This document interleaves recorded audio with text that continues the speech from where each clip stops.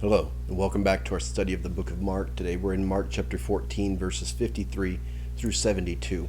And you see, Jesus was arrested at night by a mob sent by the religious leaders and the teachers of the law, the priests, and he knew it was coming.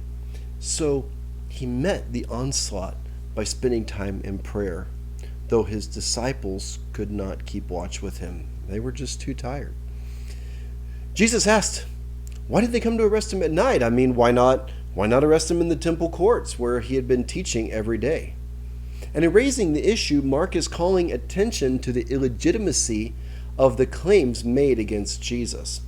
If Jesus were a criminal, they would simply arrest him in public during the day. This kind of reminds me of a scene from the movie The Count of Monte Cristo, where Edmond Dantes has been thrown into prison and he keeps insisting that he's innocent, and finally the jailer says to him, "Oh, I have no doubt that you're innocent. They don't put guilty people here. Here's where they put people that they want to disappear." So Mark makes it known that the claims that Jesus was a bandit are false and they have no support. Several years back, the Muslim religious scholar Reza Aslan wrote a book about the historical Jesus, and he made the claim in his book that the fact that the Romans crucified Jesus alongside bandits implied that Jesus was himself a bandit or a political revolutionary, and so we should just know that Jesus, that's who he was. But Mark speaks against that claim by showing that though Jesus was condemned like a bandit, he was innocent, and the charges against him were a sham. So Mark continues this scene that he has been arrested into a trial at night in a makeshift court held in the high priest's house at night with no one watching. This isn't justice. This is a lynching. An attempt to get rid of someone who is a threat to your authority. Throughout his gospel, Mark has been dealing with two questions. Who is Jesus? And what kind of a Messiah is he? In the middle of this kangaroo court, Jesus answers both of these questions directly and openly. His answer stands in contrast to the claims made against him by those who seek to crucify him. What's more, while all this is happening, Peter, who had promised to stand with Jesus to the end, is fearfully denying that he even knows him. So let's read the passage. Mark 14, verses 53 to 72. They took Jesus to the high priest, and all the chief priests, the elders, and the teachers of the law came together. Peter followed him at a distance, right into the courtyard of the high priest. There he sat with the guards and warmed himself at the fire. The chief priests and the whole Sanhedrin were looking for evidence against Jesus so that they could put him to death, but they did not find any. Many testified falsely against him, but their statements did not agree. Then some stood up and gave this false testimony against him. "We heard him say, 'I will destroy this temple made with human hands, and in 3 days will build another not made with hands.' Yet, even then, their testimony did not agree." Then the high priest stood up before them and asked Jesus, "Are you not going to answer? What is this testimony that these men are bringing against you?" But Jesus remained silent and gave no answer. Again the high priest asked him, "Are you the Messiah, the Son of the Blessed One?" "I am," Jesus said. "And you will see the Son of Man sitting at the right hand of the Mighty One and coming on the clouds of heaven." The high priest tore his robes. "Why do we need any more witnesses?" he asked. "You have heard the blasphemy. What do you think?"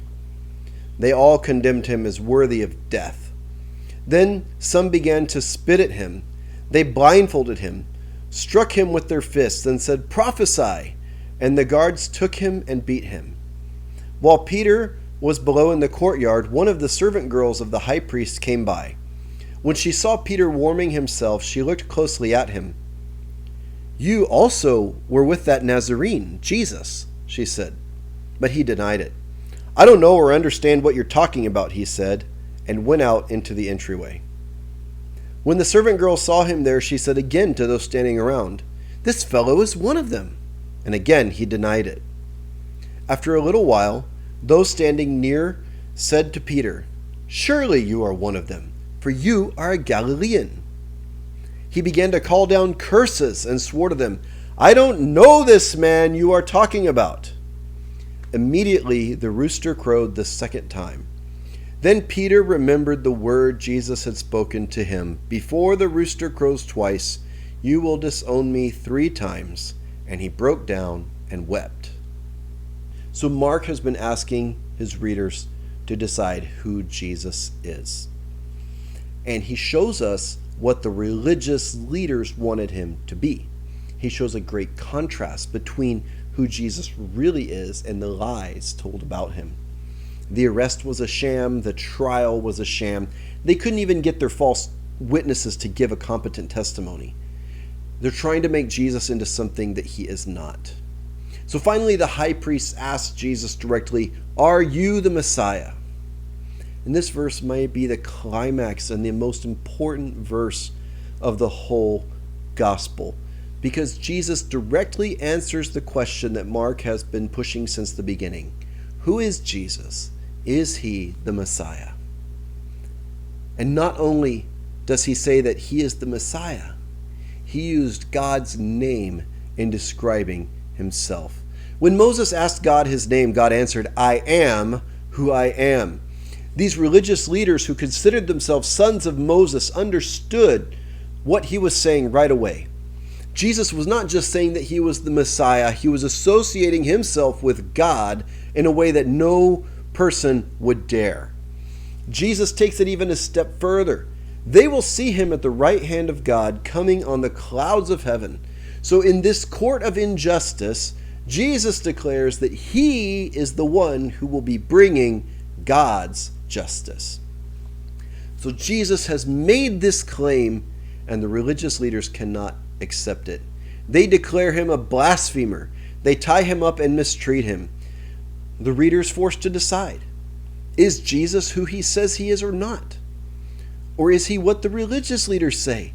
Is he a bandit and a blasphemer? Or is he the bringer of God's justice, God's promised Messiah? We must decide. So this decision is one that everyone who encounters the story of Jesus must make. It reminds me of C.S. Lewis and how he famously said that there are only 3 choices you can make about Jesus. Either he was a liar, a lunatic, or the Lord. But you can't have it both ways. You can't say that Jesus was some good moral teacher, because that's not what he claimed to be. Meanwhile, there's Peter. He'd already decided Jesus is the Messiah. He was going to stand with him.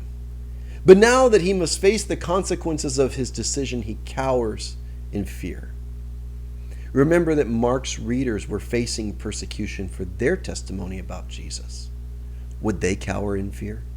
Would they deny Jesus? Maybe some already had. But like Peter, there was still hope. If they were convinced that Jesus is the Lord, they could stand up and be counted. And it's the same for us today. Standing for Jesus has a cost. And if we have decided that Jesus is the Messiah, we have to stand up for him. But even if we have cowered in fear in the past, we don't have to anymore. God bless you.